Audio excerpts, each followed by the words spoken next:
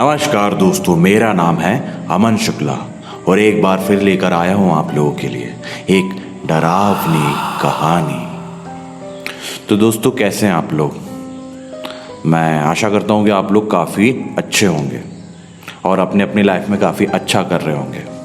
और अगर किसी के साथ किसी का कुछ बुरा समय भी चल रहा होगा तो मैं उम्मीद करता हूं कि वो बुरा समय भी बहुत जल्द से जल्द गुजर जाएगा। तो दोस्तों, आज मैं आप लोगों के लिए एक ऐसी कहानी लेकर आया हूँ जो कि कॉलेज के बंदों पर ही, मतलब कॉलेज के लड़कों पर ही बेस्ड है। और ये कहानी मैं अब ये नहीं बोलूँगा कि मुझे इन्होंने दी, किसी ने दी, अपने फ्रेंड की है। ये कहानी मुझे पता है, तो मैं आपको सीधे सीधे बताता हूँ कि क्या हुआ था उन लड़कों के साथ।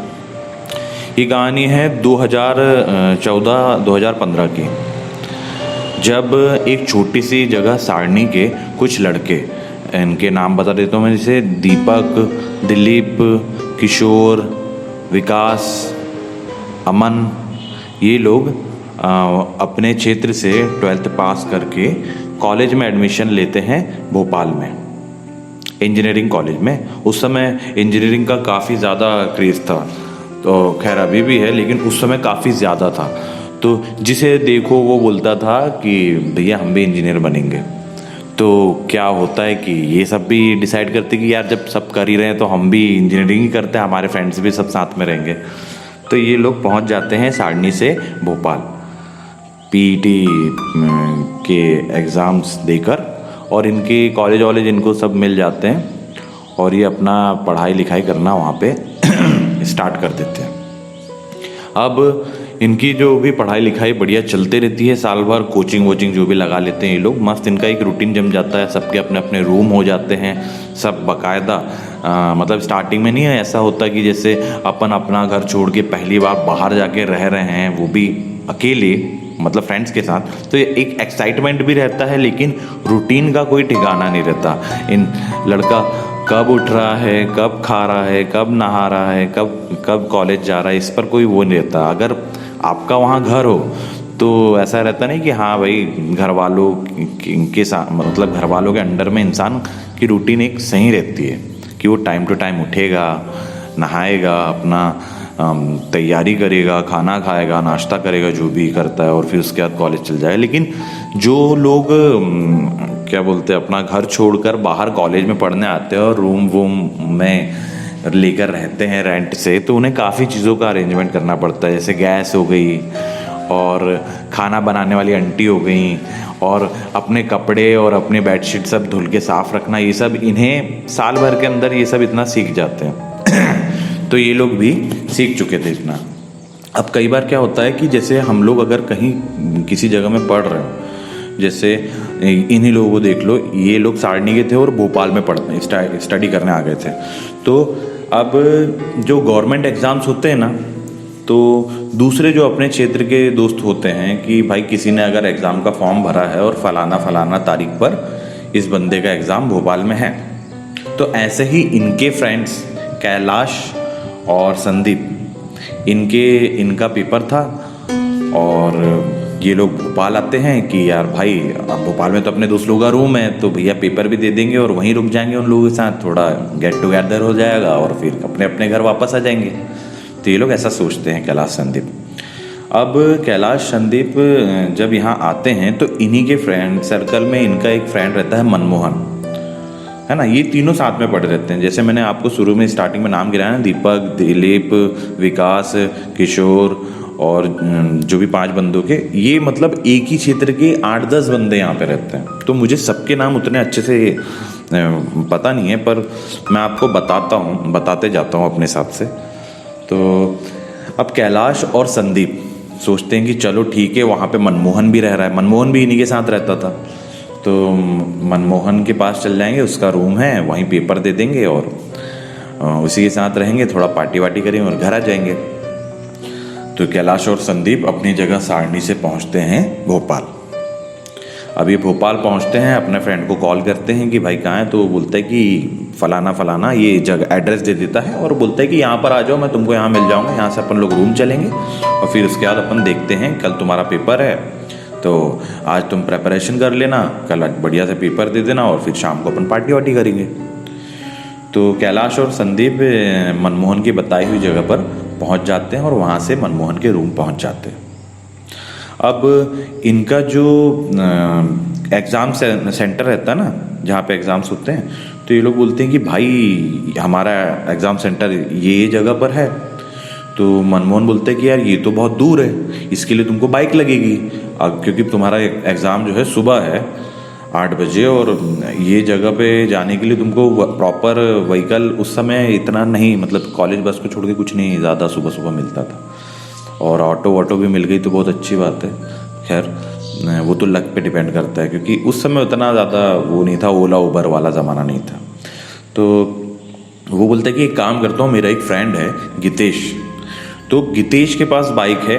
गितेश यहाँ पे बहुत पहले से, गितेश के बारे में बता दूँ तो गितेश यहाँ पे पॉलिटेक्निक कर रहा था और बहुत काफ़ी समय से कर रहा था। मतलब वो अपने कॉलेज का, अपने स्कूल का टॉपर था, लेकिन यहाँ पर आकर भोपाल में आके उसकी लाइफ स्टाइल ही चेंज हो जाती है। कई बंदे नहीं होते, मतलब बदल जाते एकदम, जो सीधे साधे गऊ टाइप के लोग होते हैं वो मतलब एकदम स्टड बन जाते हैं, और बस गितेश भाई इस टाइप का वो बंदा था।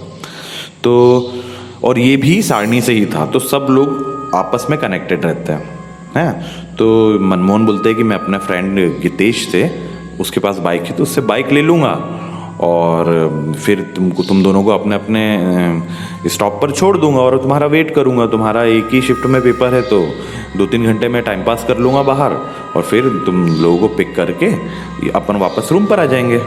तो चलो ठीक है। तो मनमोहन बात कर लेता है गितेश से कि गितेश ऐसी ऐसी बात है, तो यार मुझे बाइक लगेगी। तो गितेश बोलता है कि यार एक काम करना, तू ले जा लेना बाइक। रात में ये बात इतनी कर लेता है गितेश से। लेकिन गितेश का ऐसा है कि गितेश कई बार 2 नंबर के कामों में भी लिप्त रहता है, मतलब पाया गया है। मतलब उसके ऊपर कुछ केस वेस वगैरह भी चल रहे होते हैं। मतलब ऐसा नहीं कि बहुत ज़्यादा एकदम वो गैंगस्टर था, ऐसा कुछ नहीं है। वो स्टार्ट तो बन गया था लेकिन था सीधा साधा ही। तो कोई भी इंसान के, मतलब जैसे किसी ने पब्लिक प्लेस में खड़े होके अगर कोई अफवाह फैला दी, बम यहाँ पे बम है, तो पुलिस वाले आके पकड़ते थे गितेश को, और गितेश क्या थोड़ा हकलाता था बोलने में। तो ऐसे करके, मतलब कुछ ऐसी बेवकूफ़ियों के कारण ही उस पर केस आए थे, अदरवाइज वो इतना बुरा बंदा नहीं था। तो गितेश बोलता है, तो गितेश तो हाँ बोल देता है मनमोहन को बाइक के लिए, लेकिन इन्हीं के ग्रुप के 2 बंदे दीपक और दिलीप मनमोहन को बोलते हैं कि यार एक काम कर, तू उसकी बाइक ले जाने के बजाय, वो सेकेंड हैंड बाइक खरीदता है, पता नहीं कहाँ से खरीदता है, वो कागज़ वगैरह होंगे कि नहीं, तो तू एक काम कर, तू हमारी बाइक रख ले। पर मनमोहन को चाहिए थी पल्सर। उस समय पल्सर का बड़ा क्रेज़ था, और दीपक और दिलीप जो दोनों भाई थे, इनके पास थी डिस्कवर। तो और ये जो बंदे थे मनमोहन, कैलाश और संदीप, इन तीनों की हाइट पर्सनालिटी इतनी ज़बरदस्त थी ना कि भैया अगर ये तीनों कहीं खड़े हो जाए ना, तो सामने अगर 10 बंदे भी खड़े हो तो वो इनसे भिड़ने से पहले कम से कम 10 बार सोचेंगे। ये इस कदर के, मतलब इनकी पर्सनालिटी है। तो मनमोहन बोलते हैं कि यार नहीं, वो गाड़ी में ट्रिपलिंग करनी पड़ेगी। तो मनमोहन बोलते हैं कि तुम रहने दो, मैं गितेश की ले जा लूँगा, उसके पास पल्सर है, बढ़िया 150 सीसी की बाइक है, और उसमें हमारा हो जाएगा। तो चलो ठीक है। अब दीपक और दिलीप बोलते हैं कि चल ठीक है भाई, जैसी तेरी मर्जी, हमारा काम था बताने का तेरे को, तो कि तो हमारी ले जा ले, क्योंकि अपनी गाड़ी में कागज़ वगैरह सब सबमिट है। अब गितेश क्या सीधा साधा है, तो उसकी गाड़ी के पेपर वेपर उसने लिए होंगे नहीं होंगे पता नहीं यार। बोले चलिए ठीक है। अब क्या होता है, दूसरे दिन बाकायदा मनमोहन सुबह उठकर कैलाश और संदीप को अपने अपने मतलब जो इनका एग्ज़ाम सेंटर रहता है वहाँ पे छोड़ देता है। प्रॉपर गितेश से बाइक लेकर कैलाश और संदीप को उनके एग्ज़ाम सेंटर छोड़ देता है, और उनका वहीं वेट करता है। उनका एग्ज़ाम हो जाता है जब, तो ये लोग बाकायदा अपने तीनों के तीनों फ्री हो जाते हैं। तो बहुत पुराने दोस्त हैं ये भी। तो जब पुराने दोस्त हैं, मिले हैं, एग्ज़ाम्स हो गया है भाई, अब तो फ्री हो गए हैं, तो अब ये क्या करेंगे, ये करेंगे पार्टी। हाँ, तो ये पहुँचते हैं, बोले भाई अब एक काम करते हैं, तुम्हारे पेपर वेपर वगैरह हो गए हैं, अब बढ़िया अपन करते हैं मुर्गा पार्टी।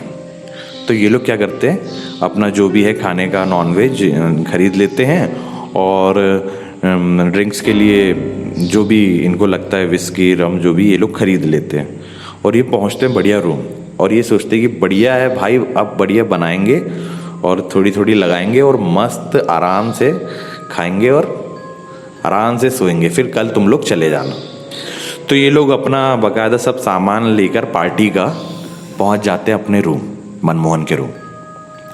अब मनमोहन के रूम में मनमोहन, कैलाश और संदीप, ये अपने बाकी दोस्तों को भी बोलता है कि ज्वाइन करने की, लेकिन सब बिजी रहते हैं।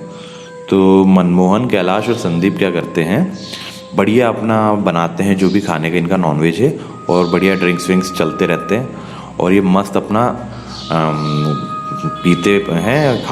पीते हैं और थोड़ा बहुत अपना जो भी नॉनवेज ये बनाया रहता है ये लोग खाते हैं और पीते खाते इनकी जब अब एक महफिल जम गई है तो भैया बात तो लंबी जाएगी। और पुराने दोस्त है, आप लोग तो सब जानते होंगे कि जब पुराने दोस्त मिलते हैं और बैठते हैं ये सब बैठक में तो भैया कहानी कुछ और ही हो जाती है, लाइक हैंगओवर मूवी। तो इनके साथ भी कुछ ऐसा ही होने वाला था। अब ड्रिंक करते करते ये मनमोहन बोलता है कि यार तुम लोग भोपाल में कहीं घूमे फिरे भी हो या फिर जस्ट आए, पेपर दिए और जा रहे हो, मतलब अपन पार्टी वार्टी तो कर ही रहे हैं, उसके बाद कल चले जाओगे तुम लोग, तो तुम्हें कहीं घूमना होगा तो बता देना। तो कैलाश और संदीप बोलते कि यार थोड़ी बहुत जगह घूमी है, बस मेन जगह अपन खाली बाइक से घूमे क्या। तो क्योंकि अब अच्छा भी लग रहा है, अब शाम भी हो गई है, हल्का हल्का ठंडक भी मस्त हो गई है, तो और थोड़ा सुरूर भी बढ़िया हो गया इनका, ड्रिंक कर रहे थे क्योंकि ये। तो ये लोग बोलते कि हाँ यार भाई, क्या बोलते, अपन एक काम करते हैं, बढ़िया थोड़ी थोड़ी सी और लगाते हैं और चलते हैं बाहर, मस्त घूम फिर कर आएंगे और फिर थोड़ी ड्रिंक्स और लेकर आएंगे और फिर पिएंगे और फिर अपना खाना तो बना ही रखा है तो अपन खाना वाना बढ़िया खा के फिर मस्त सो जाएंगे। तो क्या है, पूरा यहाँ भोपाल आना हमारा सफल हो जाएगी, एग्ज़ाम्स भी हो गए, तुझसे भी मिल लिया तो हमारा बेस्ट फ्रेंड है, तो बढ़िया पार्टी भी हो गई, घूमना फिरना भी हो गया और अब हम मस्त खाना खा के आराम करेंगे रात में और फिर दूसरे दिन चले जाएंगे। तो ठीक है, मनमोहन भी बोलते हैं कि हाँ बहुत बढ़िया आइडिया है, एक काम करते हैं, चलो तुम लोग अब तैयार हो जाओ, अब अपन निकलते हैं और बाकी जो भी दोस्त भाई लोग हैं उनसे मिल लेंगे और उनको मैं बता दूंगा कि भाई हम लोग थोड़ा घूम फिर कर आते हैं। अब ये लोग तैयार होकर अपने रूम से निकल तो जाते हैं, अपने कुछ फ्रेंड्स होते हैं उनसे भी मिल लेते हैं। तो इनके जो दूसरे फ्रेंड है वो समझ जाते हैं कि भाई ये लोग तो बॉस बहुत गजब पार्टी किए हैं, मतलब आज दिन भर इन लोगों ने, क्योंकि उनकी हालत देख के समझ में आ रहा है। हाँ, जब इंसान पी लेता है ना, ओवर फ्रेंडली हो जाता है ना कि हाँ भाई कैसा मेरा भाई, क्या कर रहा है, बड़े दिनों बाद मिला, इस तरीके की बात करने लग जाना तो कोई भी लड़का समझ जाता है कि भाई तूने लगाई है क्या। तो ऐसे ही इनके फ्रेंड्स लोग समझ गए थे। तो तब दीपक और दिलीप एक और बार बोलते मनमोहन से कि एक काम कर, क्योंकि इनको पक्का शक था कि बाबा की जो मतलब जो गीतेश की जो बाइक है उसमें कुछ ना कुछ लोचा है, ऐसा इनको पक्का शक था। तो ये लोग बोलते कि यार अब तुम लोगों ने ड्रिंक भी कर लिए हो तो एक काम करो, गीतेश की बाइक हमको दे दो और हमारी बाइक तुम रख लो, तुम इससे ही घूमो। तो ये बोलते हैं कि नहीं भाई, बोले अब तो हम पल्सर से ही घूमेंगे। चलिए ठीक है, ये लोग समझाते पर ये समझते नहीं है मनमोहन। अब ये लोग वहाँ से इनसे सबसे मिल मिला के निकल जाते हैं और बढ़िया अपना घूमते रहते हैं और घूमते घूमते इनको बच जाते हैं रात के 10:30-11। और ये बाहर इन लोगों ने और ड्रिंक्स भी ले लिए हैं और कर भी लिए और खरीद भी लिए। अब भैया ये रात के 11-11:30 बजे का समय हो रहा था।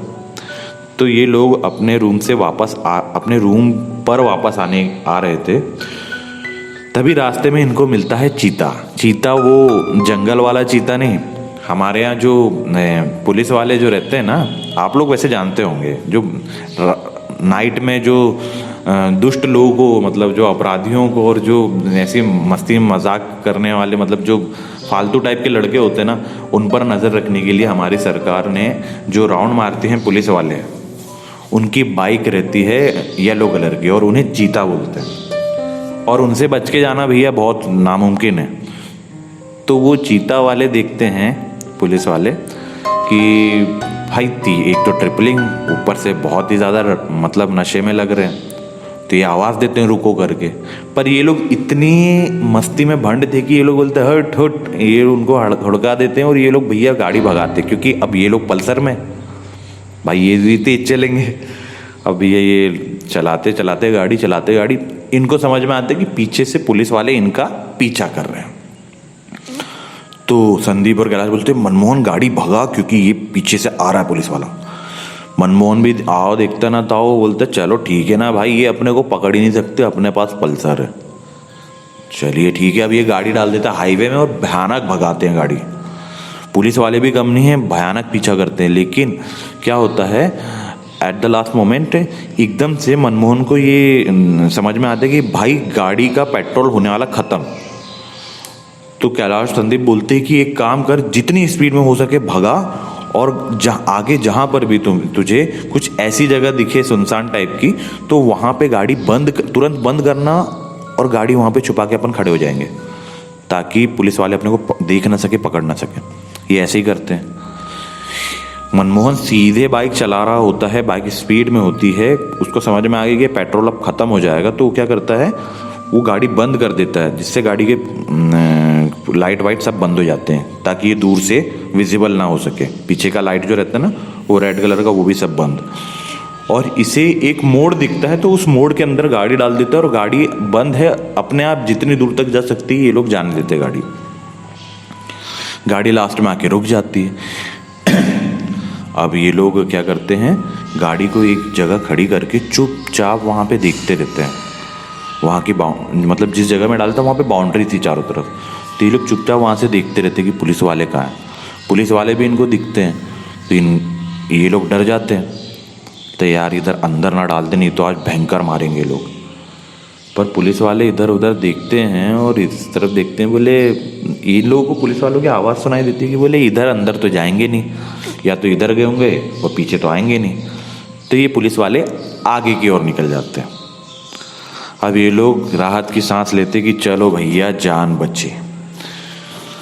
लेकिन कैलाश जो है वो बाइक के पास रहता है। संदीप और मनमोहन इधर रोड तरफ नज़र रखने के लिए आते हैं कि भैया यहाँ पे पुलिस वाले आ रहे कि नहीं आ रहे करके, हम लोग बचेंगे कि नहीं बचेंगे, इसलिए ये लोग इधर आगे आ जाते हैं। कैलाश बाइक के पास रहता है।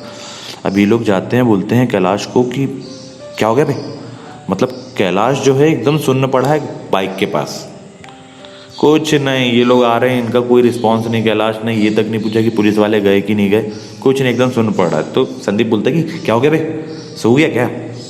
तो बोलता नहीं भाई सोया नहीं हो, तुम लोगों को पता है गाड़ी कहाँ डली है? तो संदीप बोलता है नहीं, अबे ये शमशान है। क्या? अबे शमशान है। तो संदीप बोलता है भाई अब क्या करते हैं, पुलिस वाले पड़ गए थे पीछे, तो एक काम कर, अपन गाड़ी निकालते हैं, सीधे सीधे चलते हैं, कहीं से पेट्रोल लेंगे और फिर घर चल जाएंगे। तो हाँ भाई, लेकिन ऐसी गलती दोबारा मत करना। तो संदीप बोलता है यार शमशान में तुझे किस चीज़ का टेंशन हो रहा है, यहाँ पे कोई तेरे को भगाने नहीं आने वाला। तो संदीप हंसी मजाक में समझता है, लेकिन इन सब चीज़ों को लेकर कैलाश थोड़ा सीरियस रहता है।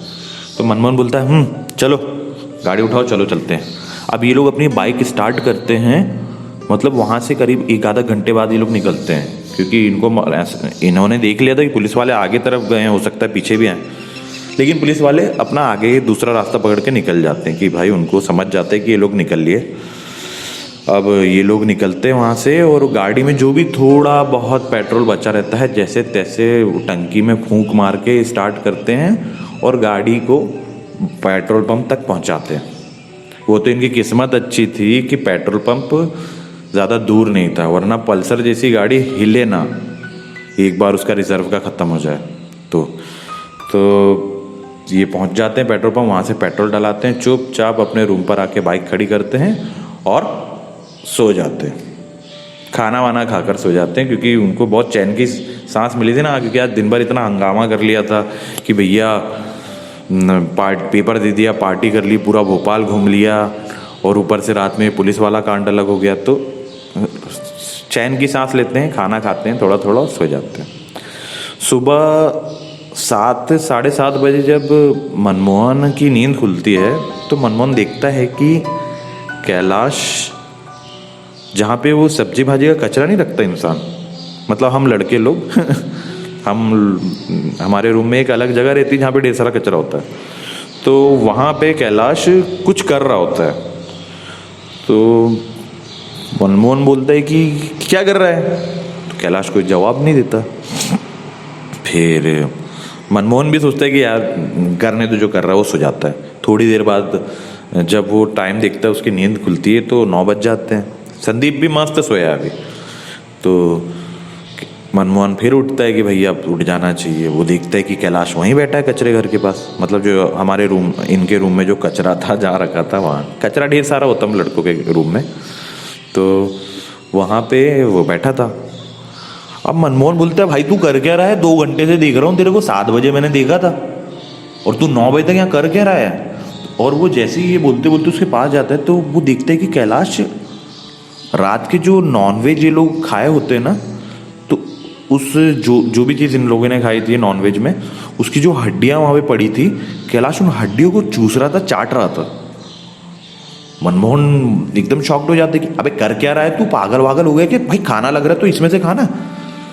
तो कैलाश गुर्राता है। मनमोहन इतनी आसानी से डरने वालों में से नहीं है। मनमोहन बोलता है अबे कुत्ते से क्या गुर्रा रहा है। तो कैलाश उसे देख के घूरता और बोलता है कि मेरे लिए और नॉनवेज लेकर आ, मुझे और मांस खाना है। तो मनमोहन बोलता है, बोले आज तुझे घर नहीं जाना है क्या। मनमोहन को इसकी हरकतें कुछ अजीब लगती है, तो मनमोहन जाता है, संदीप को उठाता है, संदीप उठना। कैलाश वहीं कचरे में बैठ के हड्डियां चूस रहा है, चाट रहा है, जो भी है। लेकिन अब मनमोहन को थोड़ा अलग लगता है, तो मनमोहन संदीप को उठाता है, संदीप उठना यार क्या हुआ। तो संदीप उठ के बोलता है क्या हुआ। तो मनमोहन बता दे कि भाई ये ऐसा ऐसा कर रहा है, 2 घंटे से बैठा वहाँ पे हड्डियां चूस रहा है। संदीप बोलता है कैलाश भाई क्या हुआ। तो कैलाश इसकी तरफ जब देखता है ना पलट के, तो इसकी आंखें इस कदर लाल होती है कि इसकी आंखों में जैसे खून उतर गया हो। नहीं नहीं नहीं, नहीं पिक्चर वाली आंखें नहीं, मतलब जैसे आप किसी की आंखों में खून उतर जाता है ना, कि कभी कुछ किसी को लग गई हो आंख में और पूरी आंखों में खून खून खून टाइप का दिख रहा हो, इसकी दोनों आंखों में वैसा ही खून उतरा हुआ और मुंह में हड्डी फंसी हुई है। ये चीज थी भैया डराने लायक। ये बंदे सुबह के 9:15 9:30 बजे डर गए इस चीज से। और मनमोहन और संदीप दोनों बोलते भाई अगर मजाक कर रहा है तो प्लीज मत कर, नहीं तो बहुत मारेंगे। तो कैलाश पलट कर बोलता मारेगा मारेगा मुझे, हिम्मत है तुझ में, मार मार के दिखा, मार, बहुत दारू पीते हो ना तुम लोग, जा और मेरे लिए खाना लेकर आ। कैलाश की जो ये आवाज है ना, ये सुनकर संदीप और मनमोहन की तो अब सिट्टी पिट्टी गुल। ये लोग समझ गए कि कैलाश कुछ भी कर सकता है, लेकिन इतना बुरा मजाक नहीं कर सकता। ये लोग रिमाइंड करते हैं नाइट में, जब वो उस कब्रिस्तान शमशान जो भी जगह थी कब्रिस्तान में, बोलते हैं कि वहां पर ये अकेला था, यहाँ वहीं पे इसको किसी ना किसी चीज ने घेर लिया है। ये लोग बोलते हैं कि तू यहीं बैठ, हम लोग तेरे लिए मुर्गा लेकर आते हैं। तो ये बोलता हाँ जल्दी लाना, और अगर वेट किया, लेट किया, तो तुम्हारा दोस्त यहाँ अकेला ही है। मनमोहन और संदीप के कुछ समझ में नहीं आ रहा था, ये डर भी नहीं पा रहे थे पूरी तरीके से, कंफ्यूज भी थे कि यार ये सच्ची में मजाक वजाक ना कर रहा हो। लेकिन इन्होंने जो देखा था ना कि इसकी आंखें लाल लाल आंखें और मुंह में, मतलब जिस तरीके इन लोगों ने सीन देखा, ये लोग समझ गए थे भैया यहाँ ये नहीं कुछ ना कुछ तो हुआ है, क्योंकि ये लोग बचपन से एक दूसरे को जानते थे। वो उनको पता था कि ऐसा, जब इसने इतने सालों में कभी ऐसा कुछ नहीं किया तो आज क्या डराएगा। ये लोग अपने रूम का दरवाजा धीरे से बाहर से लगा देते और जाते हैं अपने लैंडलॉर्ड के पास।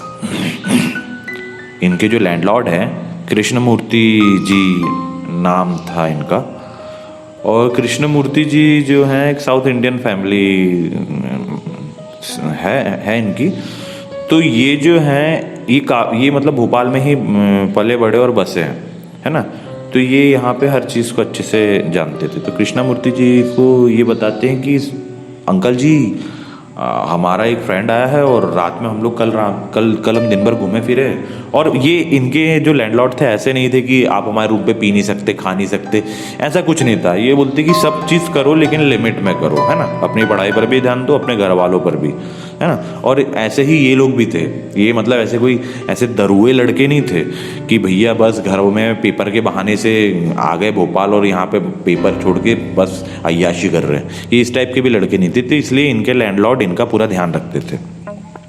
तो इसलिए मनमोहन भी अपने लैंडलॉर्ड को कुछ भी बताने से मतलब डरता या संकोच नहीं करता था।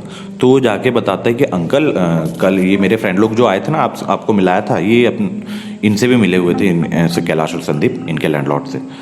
तो अंकल बोलते हाँ क्यों क्या हुआ, सब ठीक है। तो ये बोलता है क्योंकि जो कृष्णामूर्ति जी हैं वो मनमोहन का चेहरा देख के समझ जाते कि कुछ ना कुछ तो ऐसा हुआ है जो बताने में घबरा रहा है। तो बोलते क्यों क्या हुआ, सब ठीक है ना।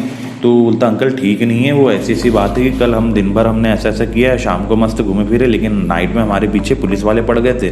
तो हम लोग वहाँ तक गए और वहाँ से उस कब्रिस्तान में छुप गए। वहाँ से फिर 1 घंटे बाद हम लोग रिटर्न आए और रात में खाना वाना खा के प्रॉपर सो गए। और सुबह उठ के हमारा फ्रेंड ऐसी हरकत कर रहा है। तो अंकल जी बोलते तुम लोग को कब्रिस्तान से अच्छी जगह नहीं मिली थी क्या छुपने के लिए? कहीं भी छुप जाते, गाड़ी फेंक देते नाले में और कहीं भी झाड़ियों में जाके लेट जाते, कब्रिस्तान में क्यों गए? तो मनमोहन बोलते हैं कि अंकल जब हम लोग भाग रहे थे पुलिस से डर के, तो एक्चुअली हमारी गाड़ी का पेट्रोल खत्म होने वाला था, क्योंकि मुझे समझ में आ गया था। तो मैंने सोचा कि गाड़ी बंद करता हूँ और जो भी गली दिखती है वहाँ डाल देता हूँ, नहीं तो अगर पूरा पेट्रोल यूज हो जाता तो गाड़ी पेट्रोल पंप तक भी नहीं पहुँच पाती। इसलिए मैंने बगैर देखे सोचे समझे वो गाड़ी वहाँ पे डाल दी। चलिए ठीक है।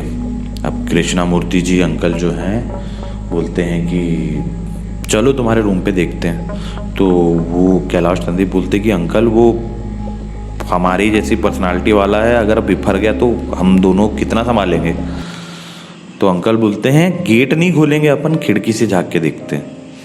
अब ये लोग जैसे ही इनके लैंडलॉर्ड और कैलाश और संदीप और मनमोहन जाते हैं ऊपर देखने, तो ये खिड़की से तीनों के तीनों अंदर झांकते हैं। तो कैलाश अब शांति से पालती मारकर बैठा हुआ है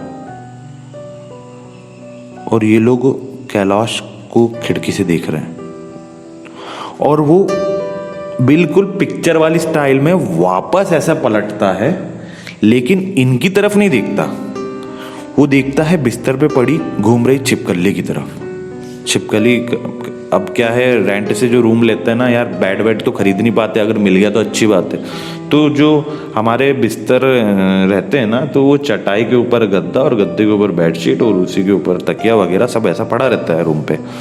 तो जैसे ही ये तीनों खिड़की से कैलाश को देखते हैं तो कैलाश एकदम से पलटता है, ये तीनों एकदम से डरते हैं। लेकिन ये कैलाश इन तीनों को ना देखकर बिस्तर में पड़ी छिपकली रहती है, उसको ऐसा पकड़ता है और हाथ में ऐसे दबा के, मतलब उसकी मुट्ठी में वो छिपकली है, वो तड़प तड़प के मर रही है और वो मरती हुई छिपकली को देख रहा है। भैया ये सीन देखकर तो समझ गए जो कैलाश मनमोहन के लैंडलॉर्ड हैं, वो कृष्णामूर्ति जी समझ गए कि भैया इसको किसी ना किसी चीज़ ने घेर लिया रात में कब्रिस्तान में जो तुम रुके थे ना। तो ये लगाते हैं अपने जो भी इनके पहचान वाले पंडित जी हैं उनको फ़ोन। तो पंडित जी बोलते हैं कि, और उनको बताते पंडित जी को कि भैया ऐसी सी बात हुई थी, हमारे यहाँ जो बच्चे रहते हैं और कल इन लोगों ने ऐसा कुछ हो गया इनके साथ, इन लोगों ने कर लिया और अब वो लड़का ऐसा हरकतें कर रहा है जिससे मुझे भी डर लग रहा है। तो पंडित जी बोलते एक काम करो, दरवाज़ा खोल के और उसके सामने काली राई बिछा दो। तो ये लोग बोलते कि पंडित जी दरवाज़ा बंद है, बाहर निकल गया तो ये संभलेगा नहीं।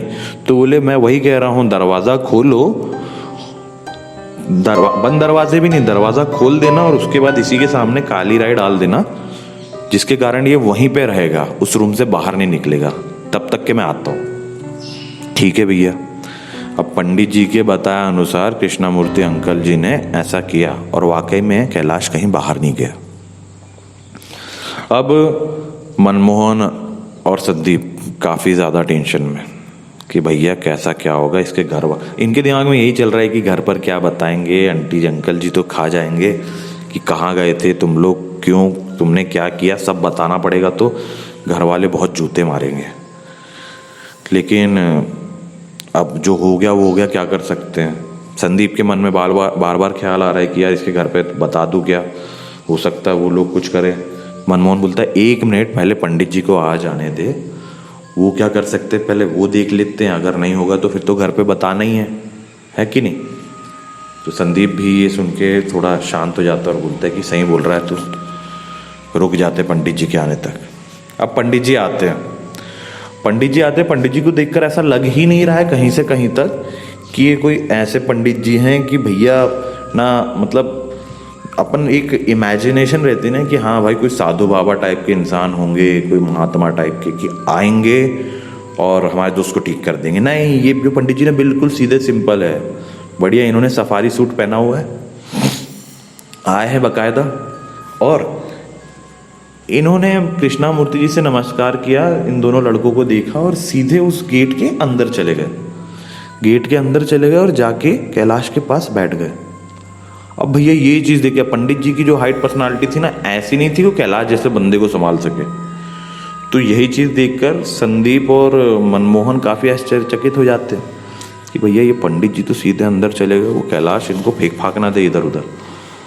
तो कृष्णामूर्ति अंकल जी बोलते हैं कि चुप रहो। अब ये पंडित जी बड़े ही हंसी मजाक में बोलते हैं, अच्छा तो आपने इसे घेर लिया, कहाँ, क्या खाना है आपको, क्या खाएंगे बताइए, क्या चाहिए। तो कैलाश इनको बता दे कि मुझे दारू चाहिए, मुझे मांस खाना है, तू ला के देगा। तो पंडित जी बोलते हैं हाँ हाँ बिल्कुल ला के दूंगा, तुझे और भी कुछ चाहिए तो बता दे भैया, रोज रोज कहाँ किसी इंसान को तू पकड़ता है। तो कैलाश बोलता है कि तुझे मजाक लग रहा है क्या, मैं कोई फांसी वांसी चढ़ने नहीं वाला जो तू मेरी आखिरी इच्छा पूछ रहा है, मुझे मौत का डर नहीं है। तो पंडित जी बोलते हाँ हाँ भैया जानता हूँ तू कहाँ से आया है, तो इतना टेंशन मत ले, तुझे जो खाना है बता दे। ए लड़को, तो मनमोहन जाता है, जी जी पंडित जी, जाओ भैया ये जो भी बोल रहा है इसको ला के दो। तो मनमोहन बोलता है ठीक है पंडित जी। तो मनमोहन जैसे सामान लेने के लिए पलटता है तो एकदम से पंडित जी बोलते 1 मिनट रुकना है ज़रा बेटा। तो पंडित जी पूछते हैं कैलाश से, कैलाश के अंदर जो आत्मा थी उससे पंडित जी पूछते हैं कि अगर तुझे ये सब ला के दे देंगे तब तो तू इस बच्चे को छोड़ देगा ना। तो वो आत्मा कहती है कि सोचूंगा। वो आत्मा कहता है कि जो इस भी आदमी था वो बोलता सोचूंगा, ये एक अच्छे हष्ट पुष्ट शरीर का मालिक है, ऐसे शरीर बार बार नहीं मिलते। तो पंडित जी बोलते अगर तू सोचेगा तो मैं भी तेरी इच्छा पूरी करने से पहले सोचूंगा भैया, क्योंकि मैं आया हूँ इस लड़के को ले जाने। तो पंडित जी को ये आत्मा, ये जो भी इंसान प्रेत आत्मा रहती है, बोलती कि तू इसे नहीं ले जाएगा, इसे मैं लेके जाऊंगा। पंडित जी बोले वो तो नहीं हो पाएगा तेरे से, अगर तेरे को कुछ खाना है पीना है बुलवा देता हूँ, अपना खा पी और निकल, नहीं तो मुझे कुछ दूसरा ही तुझ पर आजमा कर देखना पड़ेगा, ऐसे तो तू मानने नहीं वाला है। तो पंडित जी बोलते हैं कि ठीक है तू सोच ले, डिसाइड कर ले तुझे क्या करना है। अब इन लोगों की बातें ना ऐसी चल रही है, मनमोहन और संदीप और इनके लैंडलॉर्ड सोच रहे हैं कि ये मतलब किस चीज़ का मोल भाव कर रहे हैं, ये है क्या, मजाक चल रहा है क्या। तो संदीप बोलता है भाई यार मेरे को नहीं लगता, बोले पंडित जी कुछ कर पाएंगे, लेकिन मेरे को इसके घर में बताना पड़ेगा। तो मनमोहन बोलता भाई थोड़ा रुक तो यार, थोड़ा तो रुक जा। पंडित जी बोलते हैं कि इधर इन लोगों की बात अलग चल रही है, पंडित जी की और कैलाश के अंदर जो प्रेतात्मा उनकी। तो पंडित जी बोलते हैं कि एक काम करता हूँ, अब ना तुझे दारू मिलेगी ना तुझे जो मांस खाना है वो मिलेगा, अब तू सीधा चलेगा मेरे साथ, ठीक है। तो ये कैलाश गुर्राने लगता है इन्हें देखकर, मतलब कैलाश के अंदर जो प्रेतात्मा है वो पंडित जी को देखकर इस कदर गुर्राती है। तो पंडित जी बोलते हैं कि ऐसे गुर्रा के मत देख मुझे, मेरे ऊपर जिसका हाथ है ना, वो तेरे जैसे हजारों को निपटा देगा। तो ना मुझे गुर्रा के और ये सब हरकतें करके डराने की कोई ज़रूरत नहीं है। जो कह रहा हूँ मान जा, वरना तड़प के जाएगा। लेकिन कैलाश के अंदर जो आत्मा है वो समझने को ही नहीं तैयार। पता नहीं क्यों, लेकिन पंडित जी बोलते हैं कि अगर तुझे मैंने तेरी पूरी इच्छा, ये सारी इच्छाएं पूरी कर दी, तो मुझे तो भरोसा नहीं है कि तू इस लड़के को छोड़ेगा। तो अब तुझे कुछ नहीं मिलेगा, अब तू मेरे साथ चलेगा। और पता नहीं कैसे पंडित जी जो है ना, अपने हाथ से एक जो पूजा वाला धागा होता है वो निकाल के कैलाश के दोनों हाथों में ऐसा ऐसा घुमाते हैं, और गठान वठान कुछ नहीं बांधते हैं मतलब इसमें, और वो ऐसे ही रहने देते हैं। और वो कैलाश मतलब इतना गुर्राता, गुस्सा करता है, तड़पता, झटपटाता रहता है, लेकिन वो उस धागे को नहीं निकाल पा रहा है। पता नहीं क्यों, पर ये होगा, पंडित जी को पता होगा कुछ। तो बोलते हैं कि अब मैंने तुझे बांध दिया है। ये सारी चीज़ें मनमोहन और संदीप भी देख रहे हैं, और उनके लैंडलॉर्ड भी, कि भैया पंडित जी ने तो खाली धागा इसके हाथ में लपेटा है और कुछ नहीं किया, लेकिन ये इतना तड़प रहा है, झटपटा रहा है। और अब जो कैलाश के अंदर प्रेतात्मा थी वो बोले एक काम करता हूँ, मैं चले जाता हूँ, तू ही रुक यहाँ। मेरे पास ऐसे हजारों लोग आते हैं जिनका मैं शिकार कर सकता हूँ। तो पंडित जी बोलते हैं कि अगर हजारों लोग आते तो मेरे जैसे भी हजारों हैं, तुझे कहीं जाने की ज़रूरत नहीं है, तो चुपचाप मेरे साथ चलेगा। पंडित जी बोलते हैं कि अगर तुझे मुक्ति चाहिए तो मेरे साथ चल, वरना ऐसे ही तड़पता रहे, भटकता रहे। मेरे से कई लोग हैं, कई लोग आएंगे तुझे, किस किस को तू काबू में करेगा, किस किस इंसान को तू वश में करेगा। कई लोग आएंगे तुझे, मतलब मेरे से जो ढेर है ना, वो आएंगे तुझे निकाल देंगे और फिर बाहर फेंक देंगे। तुझे मुक्ति चाहिए ना। तो वो जो प्रेत आत्मा होती है वो बोलती है कि हाँ मुझे मुक्ति चाहिए। इस तरह तड़प तड़प के मैं बहुत सालों से जी रहा हूं, मुझे मुक्ति चाहिए।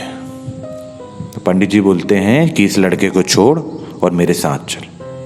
पंडित जी वहाँ पर अपने जेब से एक छोटी सी मतलब मटकी टाइप की नहीं होती, वो निकालते हैं, सामने रखते हैं और उसमें थोड़ा सा पानी डालते हैं और बोलते हैं कि तू इसमें बैठ और इस लड़के को छोड़, फिर मैं तुझे मुक्ति दिलाऊंगा। और वाकई में तुझे मुक्ति दिलाऊंगा, तुझे कैद करके नहीं रखूंगा। पता नहीं कैसे क्या, बट कैलाश जो होता है बेहोश हो जाता है और पंडित जी उस मटकी के ऊपर एक ढक्कन गोल वाला घुमा के लगाते हैं, उसे अपनी पॉकेट में रखते हैं, वो धागा निकालते हैं, वो धागा भी अपनी जेब में रखते हैं और अपनी जेब से एक दूसरा धागा, मतलब कलावा कहते हैं जिसको, उसको कैलाश बेहोश ही है अभी भी, उसके हाथ में बांध देते हैं। और पंडित जी मनमोहन और संदीप को बोलते हैं कि ये थोड़ी देर में होश में आ जाएगा, नहीं आएगा तो मेरे जाने के बाद इसके मुंह पे पानी डालना, ये होश में आ जाएगा। और इसे ये सब चीज़ें बताने की ज़रूरत नहीं है अभी। खैर ऐसा नहीं है, बता भी दोगे तो कुछ होगा नहीं, लेकिन ये घबरा जाएगा। तो इसे अभी मत बताना है सब चीज़ें। ये जब उठेगा तो ये नॉर्मली अपनी बातें चालू करेगा, इसके हाँ में हाँ मिलाना और अपने आप को संभालना, इसे कुछ याद नहीं होगा। और पंडित जी वहाँ से चले जाते हैं। अब पंडित जी वहाँ से चले जाते हैं अपना काम करके। संदीप और मनमोहन अभी भी टेंशन में। कृष्णामूर्ति जी जो इनके लैंडलॉर्ड है वो बोलते हैं कि अब टेंशन मतलब तुम्हारा दोस्त बिल्कुल ठीक है, पंडित जी में हाथ में कलावा ही बांध दिया है, अभी से कुछ ना होना। तो कृष्णामूर्ति जी भी चले जाते हैं, लेकिन ये दोनों टेंशन में। अब संदीप बोलता है कि भाई इसके मुंह पे पानी डाल, देखे तो इसकी आँख तो लाल होगी अभी भी। ये लोग बस सोचते हैं, उतने में कैलाश उठता है एकदम से और ये लोग डर जाते हैं। अब क्या हुआ, अब क्या हो गया भाई, वापस तो नहीं आ गया? तो कैलाश बोलता है पागल हो गया है क्या बे, साले 11:30 बज रहे हैं और तुम लोगों ने मुझे उठाया नहीं अभी तक। मनमोहन और संदीप एक दूसरे को देख के सोचते कि भाई ये तो नॉर्मल हो गया, ना इसकी आंखें लाल है, न ये हरकतें कर रहा है ऐसी। तो अब ये मनी लोग खुश हो जाते हैं और आके कैलाश के गले लग जाते हैं। कैलाश का थोड़ा गले वाले लगने वाला आदमी नहीं था, वो चिढ़ता, अरे क्या कर रहे हो, लड़की वड़की थोड़ी ना हो जो गले लगा रहे हो। तुलता नहीं भाई कुछ नहीं यार, भाई आज तू जाने वाला है। मेरी आंखें भर आई इस चक्कर में, मैंने सोचा कि यार तुझे गले लगा लूँ करके। तो ऐसा ये लोग हंसी मजाक चालू कर देते हैं और ये सब नॉर्मल हो जाते हैं। और ये बहुत ज़्यादा सुकून फील करते हैं कि चलो हमारे दोस्त के घर तक बात नहीं पहुंची और हमारी भी इज्जत बच गई और हमारे दोस्त की भी। और इसी तरह ये लोग इस जो पैरानॉर्मल एक्टिविटी से जो पंगा लिया होता है ना, इससे बाहर निकल आते हैं। तो दोस्तों, अगर आपको ये कहानी पसंद आई हो और आपको ऐसी ही और कहानी सुननी हो तो मेरा चैनल सब्सक्राइब करें, घंटी वाला बटन दबाना ना भूलें, क्योंकि अगर वो नहीं दबाओगे तो मेरी कहानियों के नोटिफिकेशन आप तक नहीं पहुंच पाएंगे, जिससे आपको कहानियां नहीं मिल पाएगी। तो अगर ये कहानी पसंद आए, अगर आप नया हैं चैनल पर तो मेरा चैनल सब्सक्राइब करें, कहानी को लाइक करें, शेयर करना ना भूलें, कमेंट करके मुझे बताएं कि कहानी कैसी लगी। और बने रहे मेरे साथ, मैं हूँ आपका फ्रेंड अमन शुक्ला और लाता हूँ डरावनी कहानियाँ। धन्यवाद।